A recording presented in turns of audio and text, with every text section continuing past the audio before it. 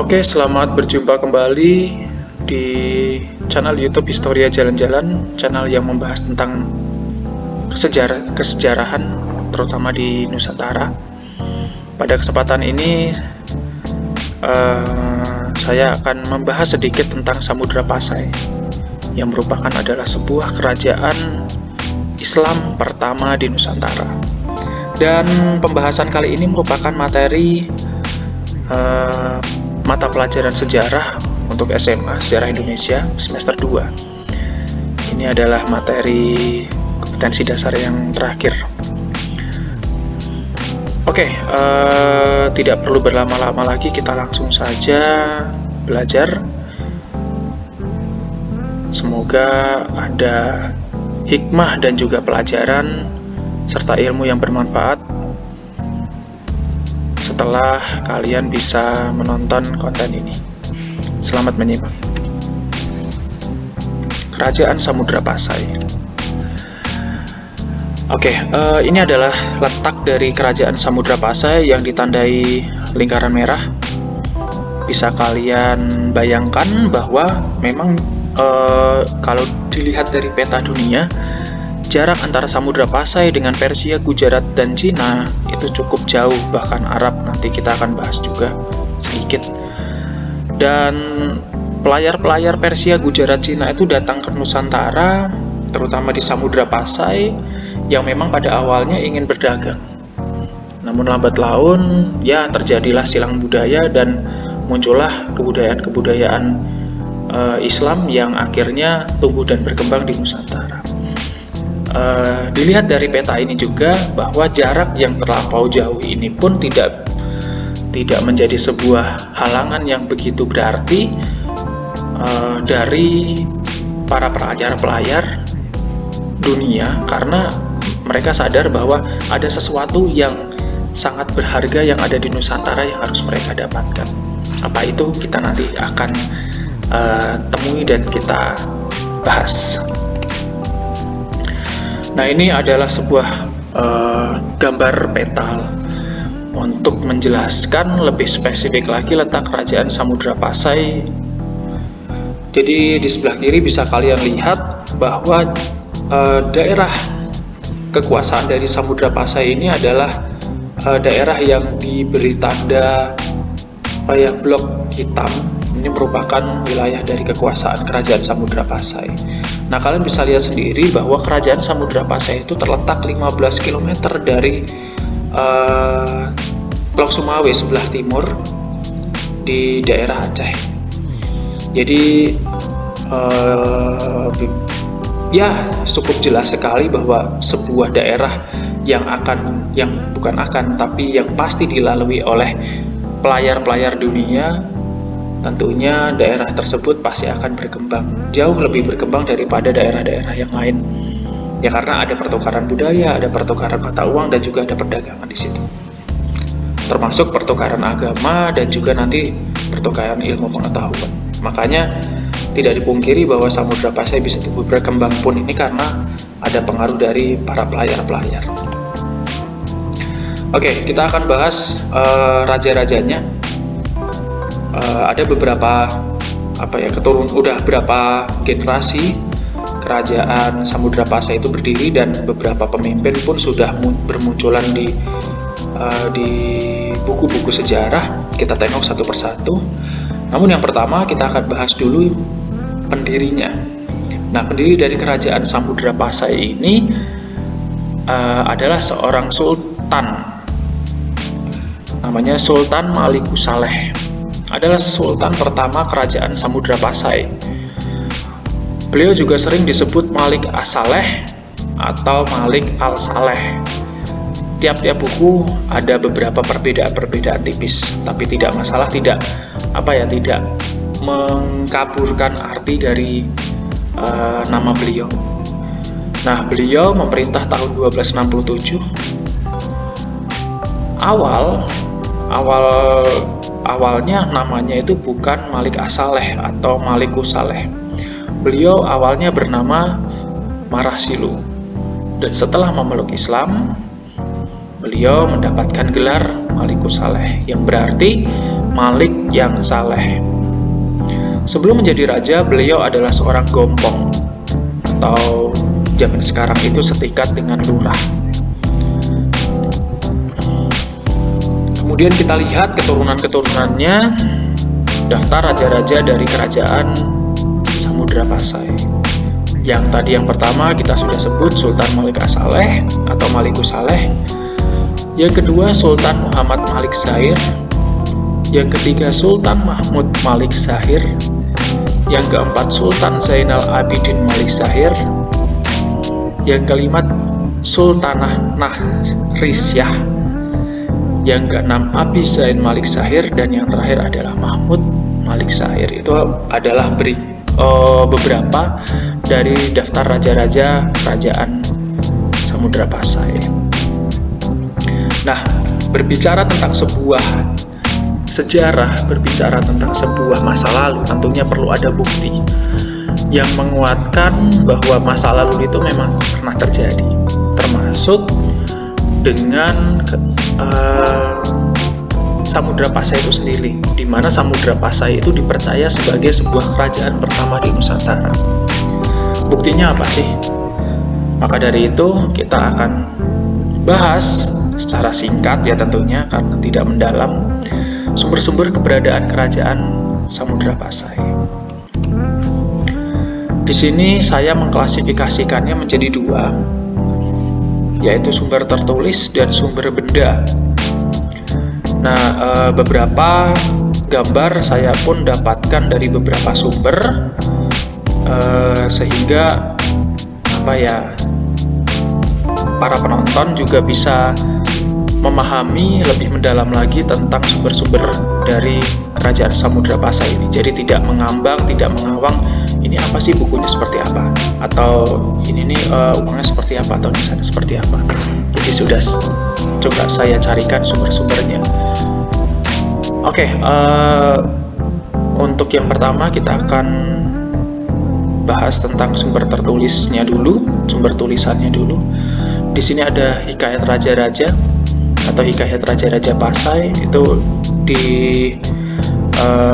ditulis oleh Hamzah Patsuri 15 Masehi, kemudian dicetak ulang beberapa kali. Kemudian Suma Oriental karangannya Tom Pires 1512 sampai 1515. Sekarang pun Suma Oriental kalau misalkan mencari di buku toko-toko buku online itu juga sudah banyak, sekitar 250.000. Kemudian ada sumber berita dari Cina pada masa dinasti Yuan. Kemudian ada berita Marco Polo, Hikayat Patani, kemudian sejarah Melayu, itu ada covernya. Kemudian berita dari bangsa Arab yang menceritakan beberapa nama-nama tempat atau daerah yang ada di dalam wilayah kekuasaan Samudra Pasai. Kemudian yang terakhir ada catatan perjalanan Ibnu Battuta. Nah, dari sumber-sumber tertulis ini beberapa juga ada penjelasan-penjelasan, ada pembahasan-pembahasan. Salah satunya juga di Suma Oriental itu menyatakan bahwa ada daerah yang bernama Samudra Pasai, dan sumber-sumber yang lain pun menceritakan tentang Samudra Pasai. Mungkin di video lain kita akan bahas satu persatu.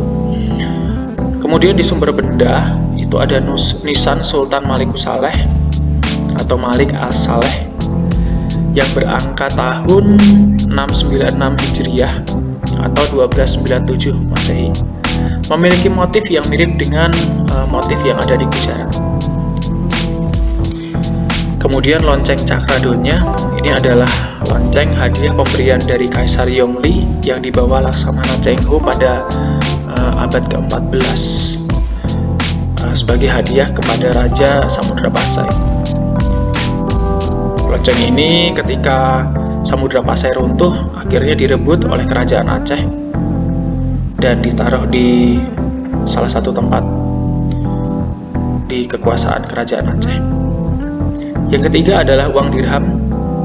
Uang dirham ini adalah campuran serbuk perak dan emas, digunakan sebagai mata uang.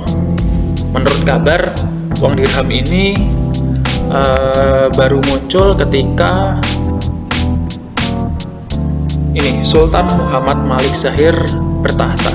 Jadi ketika Sultan Malik As-Saleh belum ada uang dirham. Oke. Uang dirham ini ada yang menyebut coitis, ada yang menyebut dirhams, tapi tidak jauh berbeda dengan bentuk uangnya. Menjadi pusat perdagangan. Semakin berkembangnya kerajaan Samudra Pasai tentunya mengakibatkan berdampak kepada beberapa hal, termasuk perdagangan. Semakin ramainya para pelayar-pelayar dunia untuk mencari rempah-rempah dan lain sebagainya, semakin besar pula pengelolaan perdagangan yang ada di Samudra Pasai. Nah, dampak dari perdagangan ini pun juga berdampak pada sektor-sektor atau bidang-bidang yang lain. Ada politik atau pemerintahan, ada segi ekonomi jelas, sosial, budaya, dan juga agama. Nanti kita akan bahas satu persatu. Kita akan bahas yang pertama adalah bidang politik. Jadi Samudra Pasai ini jalurnya, ini jalur pelayarannya. Ada yang melalui jalur darat, ada yang melalui jalur laut. Dan kalau misalkan mau melewati jalur laut, pasti tentunya akan melewati Selat Malaka. Tentunya pada waktu itu yang berkuasa Samudra Pasai. Makanya Samudra Pasai sangat memanfaatkan kesempatan ini dan benar-benar mengambil keuntungan yang besar karena dia dapat keuntungan dalam geografis. Nah, di bidang politik ini Samudra Pasai mempunyai hubungan baik dengan Cina dan negara-negara lain seperti Rumi, Turki, Arab, Persia, Gujarat, Keling, Belang, Bengal, Melayu, Jawa, Siam, Kedah, dan Pegu. Jadi beberapa negara-negara itu sudah mengenal dan memandang bahwa Samudra Pasai itu merupakan sebuah kerajaan yang besar yang patut untuk diperhitungkan dan layak untuk diajak berteman. Makanya muncul hubungan-hubungan baik dari pengiriman hadiah dan bahkan nanti melakukan beberapa hubungan-hubungan persahabatan dengan cara pernikahan politik. Jadi zaman dahulu untuk mempererat tali persaudaraan antar kerajaan, pernikahan politik ini adalah salah satu cara yang terbaik untuk mereka bisa menjalin hubungan yang baik. Nah, di bidang ekonomi, Samudra Pasai itu mengedepankan beberapa sektor. Ada sektor impor dan ekspor, tentunya itu hubungannya dengan pajak. Dan komoditas utama dari perdagangan di Samudra Pasai, komoditas lokalnya adalah lada, kapur barus, dan sutra. Jadi ini adalah komoditas unggul dari Samudra Pasai yang nantinya ketika pedagang-pedagang dari luar itu datang ke Nusantara tidak hanya mencari rempah-rempah tapi juga bisa membeli beberapa barang-barang yang menjadi barang unggulan dari kerajaan Samudra Pasai. Ini ada pertanyaan, lantas mengapa Samudra Pasai menjadi pusat pemerintahan dan perdagangan? Secara tersirat dari buku Sejarah Nasional Indonesia, mengapa Samudra Pasai itu bisa menjadi pusat pemerintahan dan juga perdagangan? Dikarenakan dua alasan atau dua sebab. Yang pertama, memiliki armada laut yang kuat sehingga memberikan rasa aman bagi para pedagang dari luar negeri untuk berjualan di Samudra Pasai. Makanya kalau misalkan daerah itu aman, tentunya para pedagang pun tidak akan pusing-pusing atau gusar dan mereka akan berdagang dengan maksimal, membawa barang-barang terbaiknya untuk diperjualbelikan di Samudra Pasai. Yang kedua, Samudra Pasai memiliki lokasi yang strategis yang merupakan jalur pelayaran antar benua. Nah, lanjut ke bidang agama. bidang agama ini ada beberapa hal penting yang memang harus disampaikan. Ada 3 di sini. Yang pertama adalah Samudra Pasai itu dikunjungi oleh ulama dari Persia, Syria, dan Isfahan.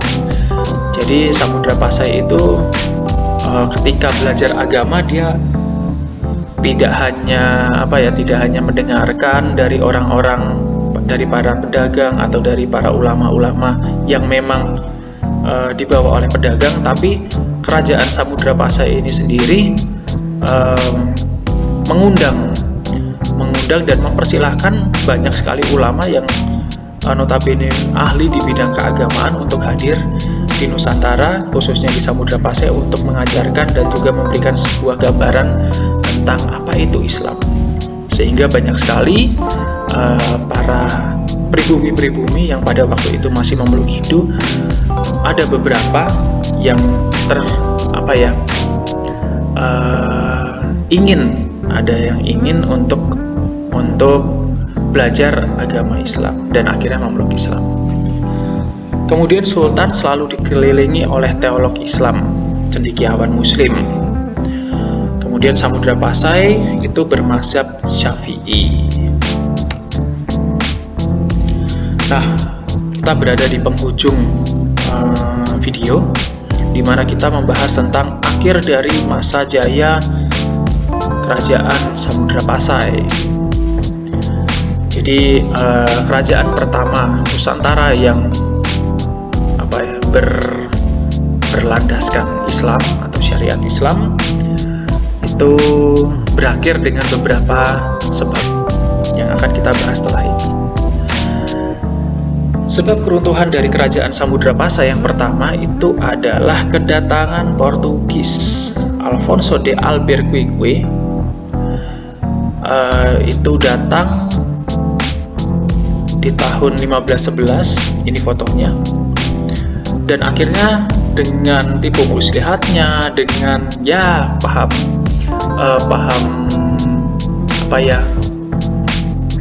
keinginan untuk menjajah itu lebih besar dan juga memiliki kecerdasan dan juga senjata yang lebih daripada pribumi, akhirnya Portugis pun dapat menguasai Samudra Pasai di tahun 1521. Sebab yang kedua adalah kerajaan Aceh yang di bawah pimpinan Sultan Ali Muhayyad Shah itu lebih berhasil menguasai Aceh. Jadi lebih bisa untuk melobi para pejabat-pejabat daerah, para warga-warga pribumi, orang-orang lokal untuk udah ikut kerajaan Aceh aja gitu. Kemudian kerajaan-kerajaan kecil di pesisir Pulau Sumatera makin mengalami perkembangan politik karena tentunya kerajaan Samudra Pasai yang begitu besar memiliki pelabuhan yang cukup besar, namun para pelayar-pelayar dunia pun cukup banyak juga.